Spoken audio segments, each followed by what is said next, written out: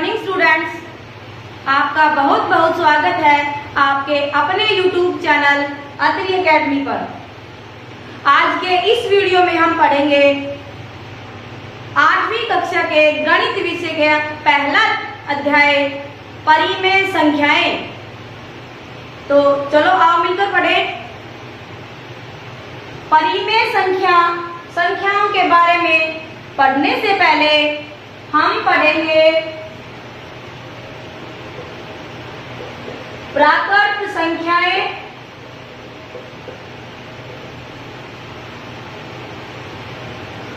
पूर्ण संख्याएं,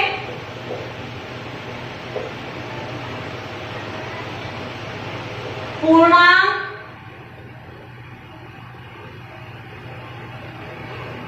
परिमेय संख्याएं।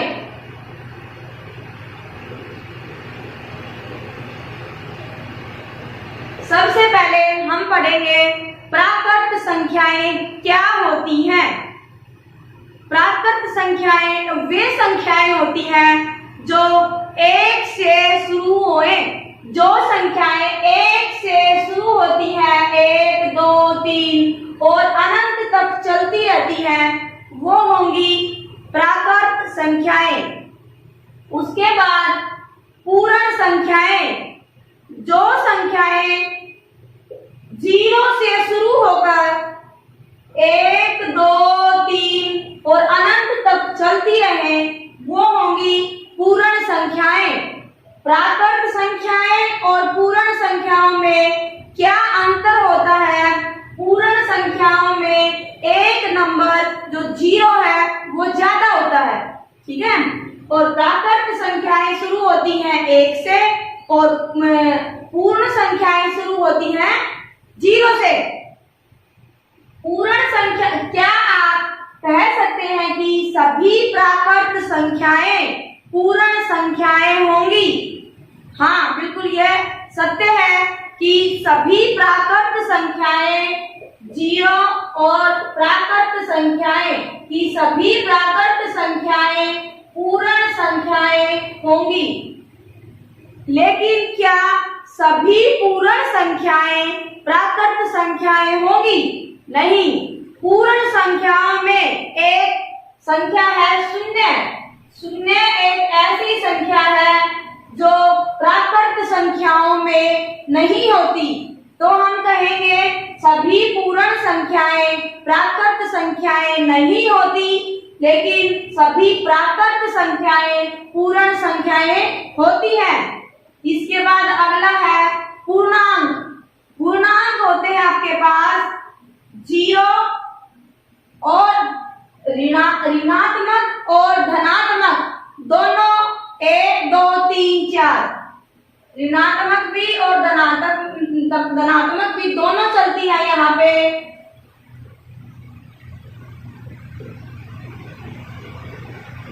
और ये भी अनंत तक चलती है।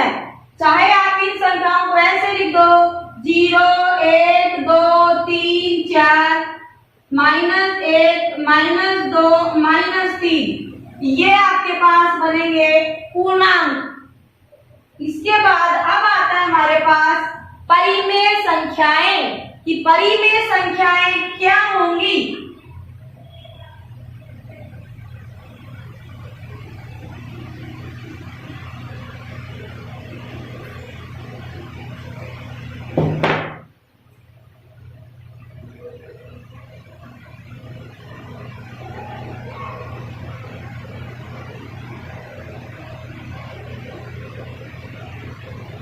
परिमेय संख्याएं वे संख्याएं होती हैं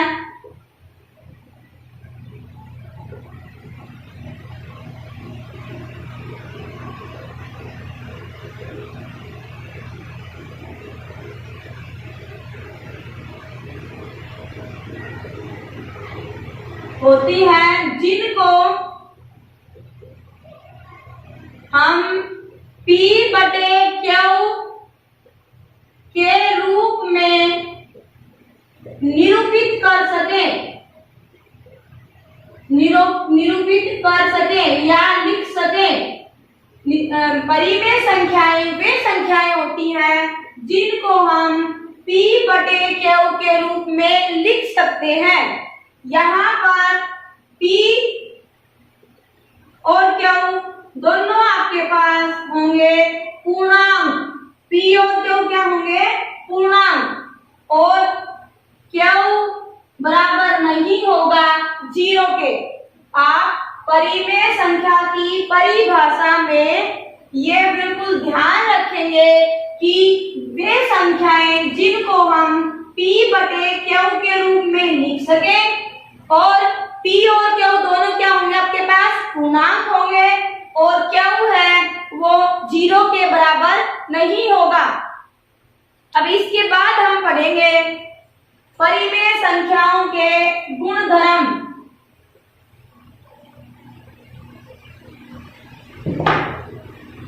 परिमेय संख्याओं के गुणधर्म में पहला है आपके पास संवर्त, और ये क्या है? इस गुणधर्म को हम आपके गणित के 4 सूत्र हैं में उनमें पढ़ेंगे। पहला है योग, दूसरा है व्यवकलन या बोल दो घटा, तीसरा है आपके पास गुणन, और चौथा है आपके पास भाग। संवर्त को हम पढ़ेंगे योग, कि दो परिमेय संख्याओं का जोड़ करें तो हमें जो जोड़ करने के बाद जो मिलेगी वो भी एक परिमेय संख्या ही मिले। कैसे? हमने परिमेय संख्या ले ली 1/2 और दूसरी परिमेय संख्या ले ली हमने 1/3। अब हम इसको देख रहे हैं योग। योग मतलब हमने दो परिमेय संख्याओं को जोड़ दिया। अब जोड़ने के बाद हमें क्या मिला? हम यहां से 2 × 3 6, 6 को हमने एलसीएम ले लिया। 2 3 6, 3 एकम 3, 3 दूनी 6 और 2 एकम 2, 3 जमा 2, ये आ गया आपके पास 5/6। तो क्या 5/6 भी एक परिमेय संख्या है? हाँ, 5/6 भी एक परिमेय संख्या है। इसके बाद हम करेंगे दूसरा व्यवकलन। व्यवकलन मतलब जब हम दो परिमेय संख्याओं का व्यवकलन करें या घटाएं। 1/2 घटा 1/3, हमने फिर से एलसीएम लिया 6, 3 घटा 2, 3 में से 2 गया 1/6। तो क्या आपके पास 1/6 भी परिमेय संख्या होगी?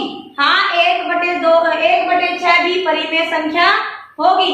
इसके बाद हम करेंगे गुणन। 1/2 गुणा 1/3, 1 की गुणा 1 से करेंगे और 2 की गुणा 3 से। 1 एकम 1 और 2 3 6। तो क्या 1/6 परिमेय संख्या है? हाँ, 1/6 भी परिमेय संख्या है। अब हम करेंगे भाग। भाग में 1/2, भाग में 1/3, 1/2। अब हम भाग से गुणा करेंगे तो 1/3 का बन जाएगा 3/1, 3/1। ये आ गया आपके पास 3/2। तो क्या 3/2 भी परिमेय संख्या है? हाँ, 3/2 भी परिमेय संख्या होगी। आप जब भाग में देखेंगे संवर्त में, तो आपको ये देखना पड़ेगा 1/2 भाग में 1/3। आप जो जिससे भाग कर रहे हैं, मीन्स अगर हम देखें परिमेय संख्या 1/2 भाग करती है C/D से, तो ये C/D है आपके पास, वो 0 के बराबर, 0 के बराबर नहीं होना चाहिए। ये आपने परिमेय संख्या की परिभाषा में पढ़ा है कि वे संख्याएं जिनको हम P/Q में निरूपित कर सके और Q 0 के बराबर नहीं होगा। तो इसमें भी जब आप भाग करते हैं तो पास अंश बटे हर आएगा, तो ये हर है नीचे वाला c बटे d, वो 0 के बराबर नहीं होगा। इस प्रकार से हम बोलेंगे कि समवर्त योग के परिमेय संख्याएं योग के अंतर्गत समवर्त है। इसके बाद परिमेय संख्याएं आप बोलो व्यवकलन या फिर घटा के अंतर्गत समवर्त है। हाँ है। परिमेय संख्याएं गुणन के अंतर्गत समवर्त है, तो ये भी होगा। और परिमेय संख्याएं भाग के अंतर्गत समवर्त है, तो इसमें भी सिर्फ आप a बटे a भाग में 0 इसको छोड़ के बाकी सभी के लिए परिमेय संख्याएं भाग के अंतर्गत भी समवर्त होंगे। इसके बाद हम पढ़ेंगे दूसरा गुणधर्म, हम पढ़ेंगे कर्म विनिमयता। कर्म विनिमयता को हम पहले योग के अंतर्गत, फिर व्याकलन या घटा के अंतर्गत, फिर गुणन के अंतर्गत और फिर भाग के अंतर्गत देखेंगे कि ये परिमेय संख्याएं आती हैं या नहीं। पहले हम देखेंगे कि योग के परिमेय संख्याएं योग के अंदर कर्म विनिमयता है या नहीं। तो हम चेक करेंगे। हमने मान लिया पहली परिमेय संख्या है a बटे b और दूसरी परिमेय संख्या है c बटे d, और वो आपके पास अगर बराबर आ जाए c बटे d जमा a बटे b के, तो हम कहेंगे कि परिमेय संख्याएं योग के अंतर्गत कर्म विनिमयता है।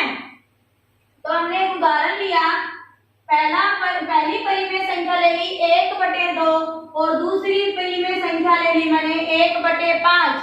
उन दोनों का हल किया, हमने एलसीएम लिया 10, 2 पंजे 10, 5 एकम 5, 5 दूनी 10, 2 एकम 2, 5 और 2 को जोड़ दिया 7 बटे 10। अब हमने ये राइट साइड उठाई, c बटे d जमा a बटे b।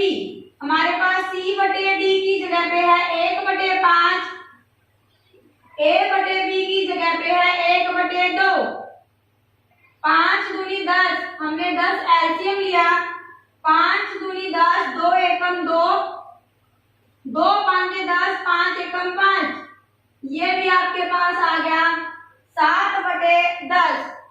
यहां से हमारे पास बायां पक्ष और दायां पक्ष दोनों बराबर आ गए, तो हम कह सकते हैं कि परिमेय संख्याएं योग के अंतर्गत विनिमयता रखती हैं।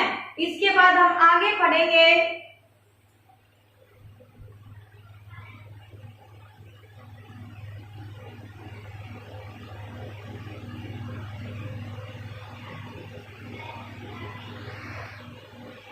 अब हमने लिया व्यवकलन के अंतर्गत a बटे b, व्यवकलन मतलब घटाना, घटा c बटे d क्या बराबर होगा c बटे d घटा a बटे b के।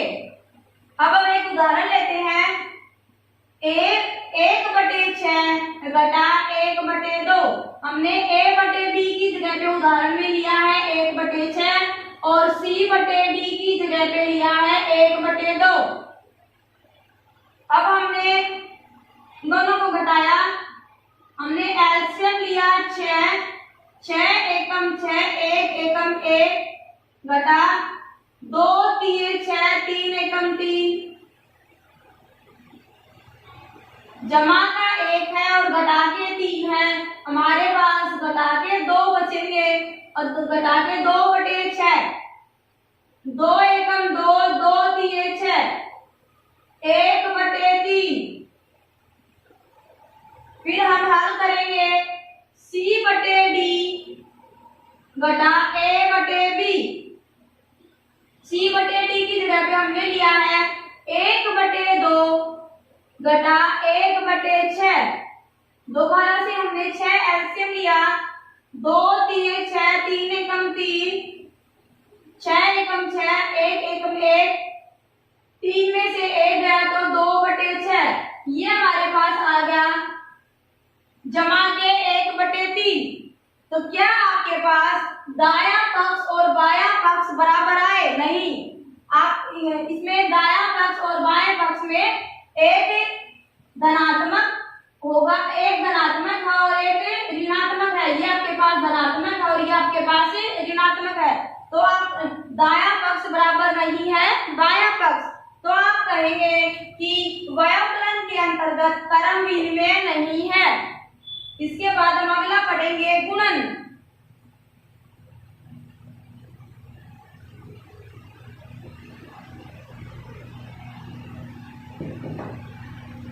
गुणन में हम दो परिमेय संख्याओं की गुणा करेंगे, C/D गुणा A/B, और हम देखेंगे कि क्या हमारे पास इसका उदाहरण ले और दायां पक्ष और बायां पक्ष बराबर आते हैं या नहीं। तो पहला आपके पास A/B और A/B का हम यही उदाहरण ले लेते हैं। 1/6 गुणा करेंगे 1/2 से, तो कितना जाएगा? 1 गुना 1/6 गुना 2 1/12। अब हम देखेंगे C/D गुना A/B। C/D की जगह पे हमारे पास है 1/2 गुना में 1/6, 1 गुना 1 और 2 गुना 6 आपके पास आ गया 1/12। तो यहाँ पर आपके पास दायां पक्ष और बायां पक्ष दोनों पक्ष बराबर है।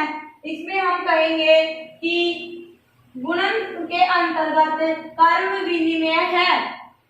इसके बाद हम अगला देखेंगे भाग। भाग में हम देखेंगे कि एक परिमेय संख्या को दूसरी परिमेय संख्या से भाग दे, यानी कि पहली परिमेय संख्या हमने A/B ली और उसको भाग दे दिया हमने दूसरी परिमेय संख्या C/D से, तो क्या वो बराबर होगी C/D भाग में A/B से।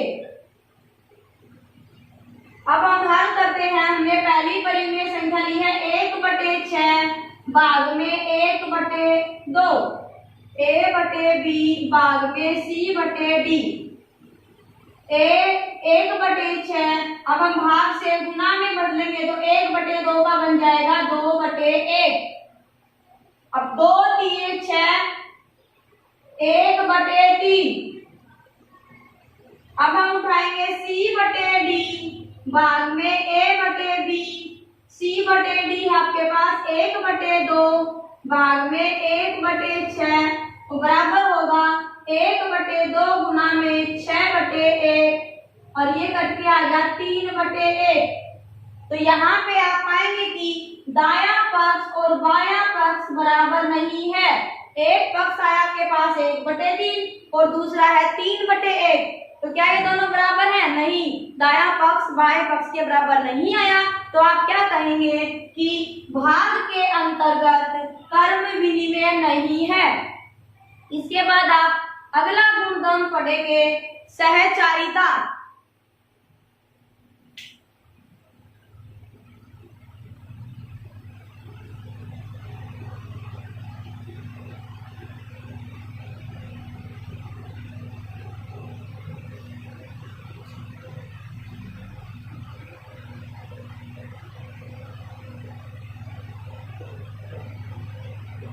सहचारिता में पहले हम करेंगे योग के अंतर्गत, फिर व्यवकलन के अंतर्गत,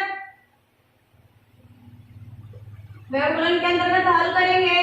तीसरे पे हम करेंगे गुणन के अंतर्गत और फिर 4 पे हम करेंगे भाग के अंतर्गत। योग के अंतर्गत हल करने के लिए हमारे पास A/B, C/D और E/F। हमने यहाँ पर 3 परिमेय संख्याएं ली हैं। पहली परिमेय संख्या है A/B, दूसरी है C/D और तीसरी है E/F। योग के अंतर्गत हल करने के लिए हमारे पास A/B प्लस में C/D प्लस में E/F, A/B प्लस में C/D और प्लस में E/F। अब हम दायां पक्ष और बायां पक्ष हल करके देखेंगे कि क्या दोनों पक्ष हमारे पास बराबर आते हैं या नहीं। पहले हम हल करेंगे a बटे b जमा में c बटे d जमा e बटे f। यहाँ पे हम उदाहरण ले लेते हैं। a बटे b पहली परिमेय संख्या है 1/2, c बटे d दूसरी परिमेय संख्या है 1/3 और e बटे f तीसरी परिमेय संख्या है आपके पास 1/5। अब हमने लिया a बटे b यानी कि 1/2 जमा c बटे d की जगह पे हम करेंगे हल 1/3 जमा 1/5। पहले हम बोधमास के नियम के अनुसार bracket BODMAS B for bracket, O for O means गुणा, D फॉर डिवाइड भाग, M फॉर मल्टीप्लाई गुणा, A फॉर एडिशन यानी कि योग और S फॉर सब्ट्रैक्शन यानी कि घटा या व्यवकलन। तो इसमें सबसे पहले आपके पास आता है ब्रैकेट। तो अब हम यहाँ पर ब्रैकेट को हल करेंगे 1/2 जमा ब्रैकेट को हल करने के लिए हमने एलसीएम लिया 15, 5 जमा 3, 3 5 15, 5 एकम 5, 5 3 15, 3 एकम 3। ये आ गया आपके पास 1/2 जमा 5 जमा 3 8, 8/15। अब हम और हल करने के लिए दोबारा से एलसीएम लेंगे 30, 2 की करेंगे 15 से 15, 15 एकम 15, 15 दूनी 30, 2 8 16। ये आ गया आपके पास 31/30। इसके बाद हम हल करेंगे a बटे b जमा c बटे d जमा e बटे f। पहले हम ब्रैकेट वाली परिमेय संख्याओं को हल करेंगे। a बटे b की जगह पे हमारे पास है 1/2 जमा 1/3। उसको हल करने के बाद में उसमें जोड़ेंगे 1/5। हमने एलसीएम लिया 6, 3 जमा 2 जमा 1/5, 3 जमा 2 5/6 जमा 1/5। हमने यहाँ पर 30 एलसीएम लिया 6 5 30, 5 5 25, 5 6 30, 6 एकम 6। यहाँ से आ गया आपके पास 6, 25 जमा 6 31/30। यहाँ पे आपके पास दायां पक्ष बराबर आ गया बाएं पक्ष के। तो हम कह सकते हैं कि योग के अंतर्गत सहचारिता है। इसके बाद हम नेक्स्ट पढ़ेंगे व्याकरण।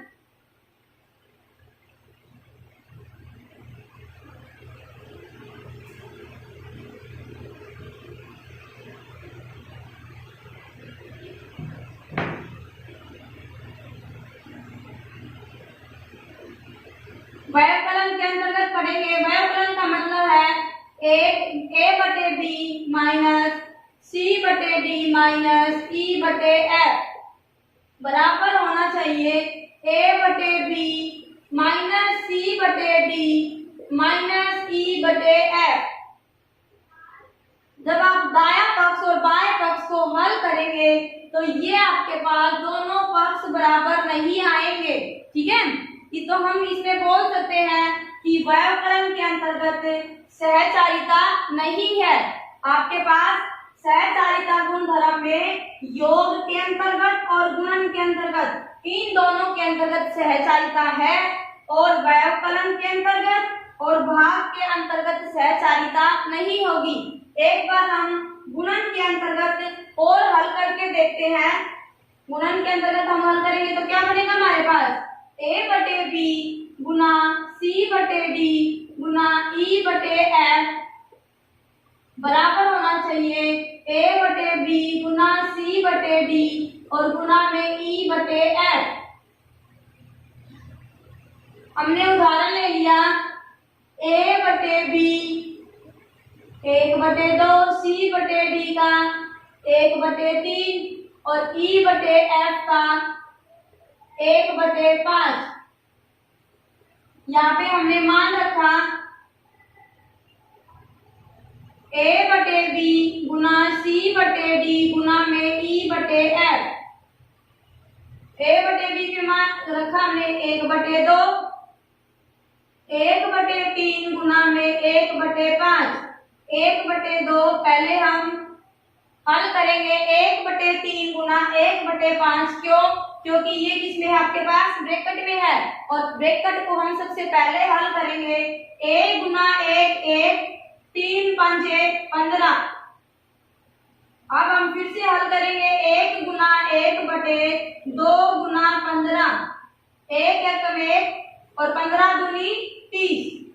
इसके बाद हम हल करेंगे a बटे b गुना c बटे d गुना e बटे f। यानी कि पहली परिमेय संख्या 1/2 गुना 1/3 और गुना में आ जाएगा आपके पास 1/5। पहले हम 1/2 गुना 1/3 को हल करेंगे 1 गुना 1 1 2 3 6 गुना में 1/5। 1 की गुना हमने 1 से की तो आपके हमारे पास आया 1 और 6 5 30। यहाँ से हमारे पास दाया पक्ष और बाया पक्ष दोनों बराबर आ गए। तो हम कह सकते हैं कि गुणन के अंतर्गत सहचारिता है। ऐसे ही हम जब भाग के अंतर्गत देखेंगे तो भाग में आपके पास गुणा की जगह पे आएगा भाग।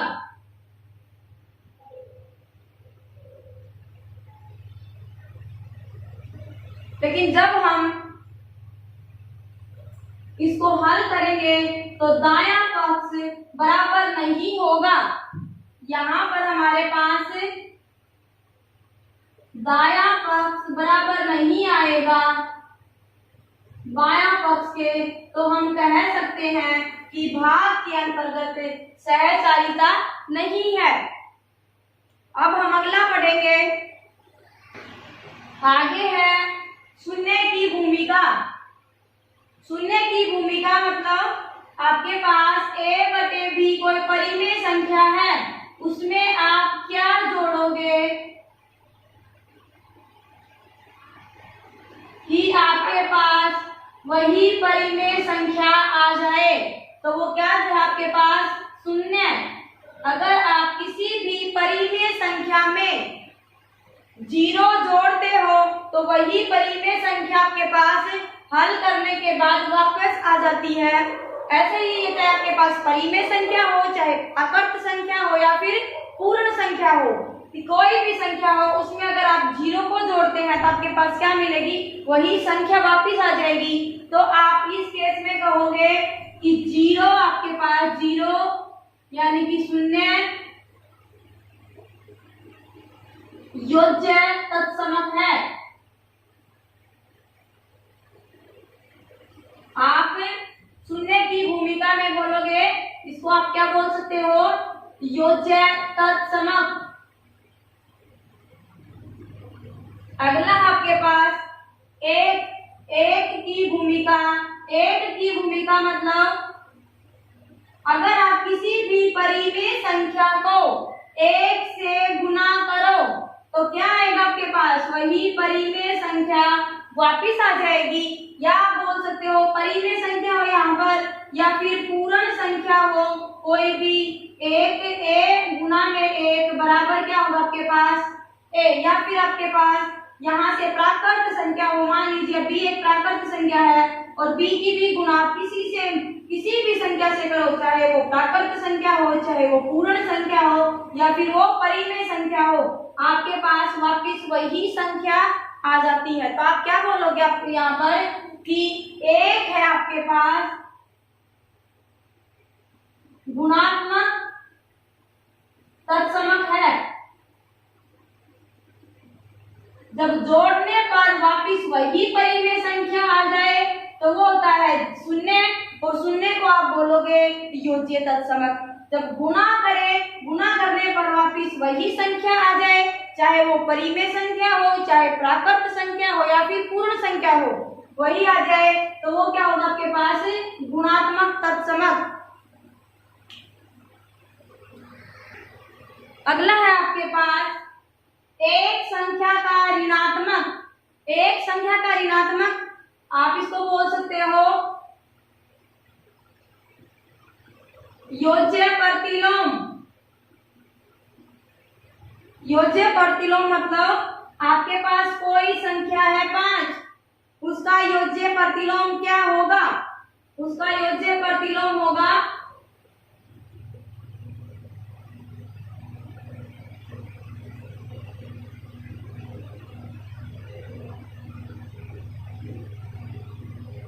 जमा का 5।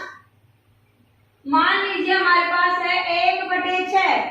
1/6 का योज्य प्रतिलोम होगा धनात्मक 1/6।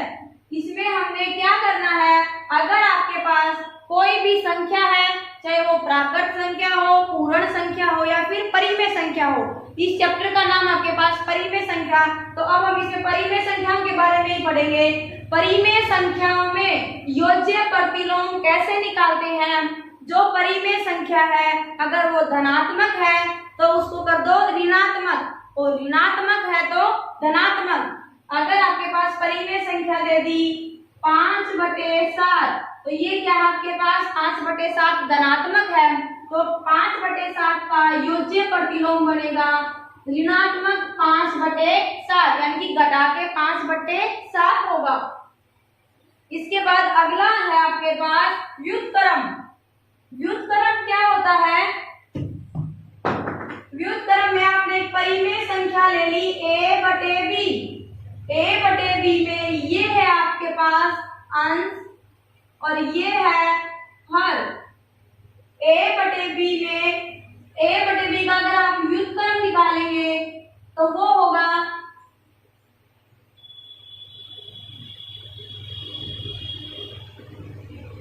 b/a। a/b का व्युत्क्रम क्या होगा, b/a। हमने हर को अंश में बदल दिया और अंश को हर में बदल दिया। इसको आप क्या बोलोगे, या तो कहो व्युत्क्रम या फिर बोलो गुणात्मक प्रतिलोम, या फिर हम क्या बोलेंगे गुणात्मक प्रतिलोम। गुणात्मक प्रतिलोम मतलब आपके पास हर को अंश में और अंश को हर में बदल देना क्या होता है, गुणात्मक प्रतिलोम। यहाँ पर योज्य प्रतिलोम का मतलब होता है परिमेय संख्या का आप साइन बदल दो। अगर वो धनात्मक है तो ऋणात्मक कर दो और ऋणात्मक है तो धनात्मक कर दो। साइन बदलना, संख्या कुछ नहीं, संख्या का कुछ नहीं बदलना। 1/6 है तो वो 1/6 ही रहेगी। अगर वो माइनस यहाँ पे आपके पास ऋणात्मक है तो हो जाएगी धनात्मक, और धनात्मक है तो बन जाएगी ऋणात्मक। ठीक है। और जब हम पढ़ेंगे गुणात्मक प्रतिलोम, गुणात्मक प्रतिलोम में हम धनात्मक और ऋणात्मक कुछ नहीं देखेंगे। धनात्मक है तो हम लिखेंगे धनात्मक ही, जैसे हमारे पास 1/6 है, उसका गुणात्मक प्रतिलोम देखेंगे तो वो बनेगा आपके पास 6/1 यानी कि 6। यदि यहाँ पे जमा का साइन है तो यहाँ पर भी आप क्या करोगे, जमा यानी कि धनात्मक। अगर आपके पास है ऋणात्मक 3/7 तो गुणात्मक प्रतिलोम क्या होगा, इसका गुणात्मक प्रतिलोम होगा ऋणात्मक 7/3। आपने क्या किया, अंश को बदल दिया हर में और हर को बदल दिया अंश में। ऋणात्मक है तो ऋणात्मक ही रहेगा। ठीक है। यहाँ पे योज्य प्रतिलोम और गुणात्मक प्रतिलोम दोनों अलग अलग है, इनको ध्यान से पढ़ना है आपको। ठीक है। इसके बाद अगला है आपके पास परिमेय संख्याओं के लिए गुणन की योग पर वितरकता। गुणन की योग पर वितरकता का मतलब होगा आपके पास, हमने मान लिया हमारे पास 3 ABC परिमेय संख्याएं हैं।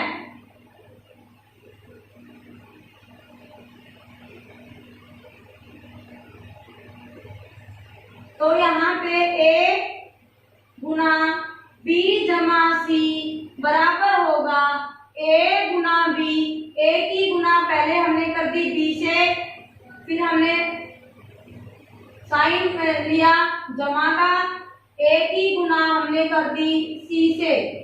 ये है आपके पास परिमेय संख्याओं के लिए, परिमेय संख्या ए बी सी के लिए गुणन की योग पर वितरकता।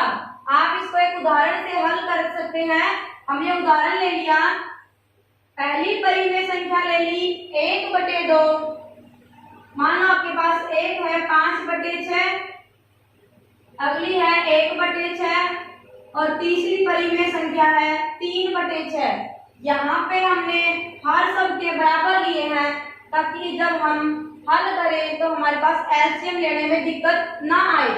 हमने ले ली पहली परिमेय संख्या 5/6 गुना 1/6 जमा 3/6।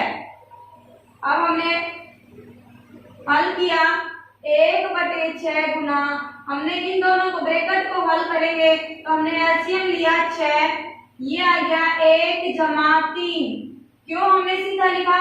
क्योंकि यहाँ पर आपके पास हर दोनों के क्या है, बराबर है, दोनों का हल क्या है 6, तो हमने सीधा कर दिया। आपने अंश को सीधा जोड़ दो 1 जमा 3, 1/6 गुना 3 और 1 4/6, 4 गुना 1 गुना 4 और 6 गुना 6, ये आ गया आपके पास 4/36। अब हम हल करेंगे a गुना बी जमा a गुना सी को, यानी कि पहले हमने पहली परिमेय संख्या ली है 5/6 गुना 1/6 जमा में 5/6 गुना में 3/6, 5 गुना 1 बटे में 6 गुना 6, 5 गुना में 3, 6 गुना में 6, 5 एकम 5, 6 6 36, 5 3 15 और 6 6 36, 15 जमा 5। आपके पास क्या है, दोनों के हर बराबर है तो आप नीचे हर में लिखेंगे 36 और ऊपर अंश को सीधा जोड़ दो 5 जमा 15, यह आ जाएगा आपके पास 20/36।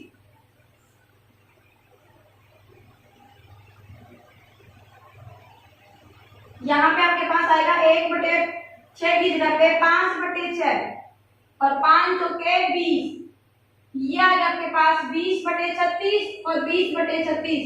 दायां पक्ष बराबर आ गया बाएं पक्ष के, तो आप कह सकते हो कि आपके पास परिमेय संख्याओं के लिए गुणन की योग पर वितरकता है। ठीक है, आप इसमें 3 परिमेय संख्या कोई भी लो, यहाँ से गुणन की योग पर वितरकता ये बहुत ही इंपॉर्टेंट है आपके लिए पेपर के हिसाब से कि गुणन की योग पर वितरकता। इसी तरह से हम लेंगे गुणन की योग की जगह पे व्यवकलन पर वितरकता, और यहाँ पे क्या आएगा, व्यवकलन। व्यवकलन मतलब घटा, घटा में आप करेंगे क्या बनेगा आपके पास, यहाँ पे जमा के साइन की जगह पे क्या बन जाएगा, घटा का साइन। a गुना b घटा c बराबर आएगा a गुना b। a की गुना करेंगे पहले हम b से, फिर हमने घटा लिया, ऋणात्मक लिया, फिर हमने a की गुना की c से। इसमें भी आपके पास जब आप किसी भी कोई भी उदाहरण लेंगे, कोई भी 3 परिमेय संख्या लेंगे तो दायां पक्ष बराबर आएगा बाएं पक्ष के। ठीक है, तो हम इसमें बोल सकते हैं कि सभी परिमेय संख्याओं के लिए गुणन की योग पर भी और व्यवकलन पर भी क्या है, वितरकता है। इसके बाद हम नेक्स्ट वीडियो में हम पढ़ेंगे प्रश्नावली 1.1।